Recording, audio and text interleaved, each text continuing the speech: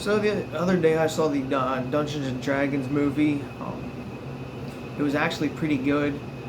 I'm not really into the board game. I know of the board game.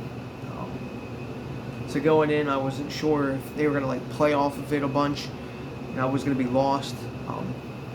But I will have to say that not having played the game or know anything about really too much about the game, I was not lost at all. The story uh, told this, the whole story itself, like the plot, all made sense. Um, my buddy said that there was references throughout the movie to the game, but again, not knowing the game, you would not have been lost at all. You still would have enjoyed the movie. I thought some of the characters were really good. The story itself is basically Chris Pine was a good guy. Some of the things that he did early on got his wife killed, and he's going after this item, this like stone item, to revive her and bring her back to life.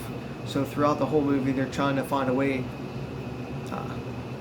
basically, to steal back this artifact so he can revive his wife. Meanwhile, the guy that he entrusted his daughter to, because he did go to jail for a couple of years, he actually basically brainwashed his daughter into thinking he was a bad guy. But in the end, she realizes her dad was good. Just some of the characters in the movie just really played off of each other well without spoiling it too much. The shapeshifter lady, I can't remember the name, but her character was pretty good. Not to mention she's a hot ginger. That's always a plus. Michelle Rodriguez did a pretty good job acting.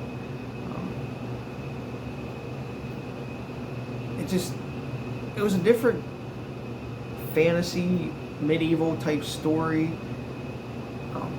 than you're used to. You sort of know in the end everything's going to work out, but just the way it plays off the game a little bit, and some of like the mythical creatures and scenes that they have really worked out pretty well. The one thing I really enjoyed, it was sort of different, was the one character was able to bring back some dead in a grave, not like to life, like they were trying to do with Chris Pine's wife, but just enough where they could like answer 5 questions, which was kind of weird. I think that was part of the game. Like you could ask them 5 questions, and then they had to re-die. So they were trying to find information about this artifact.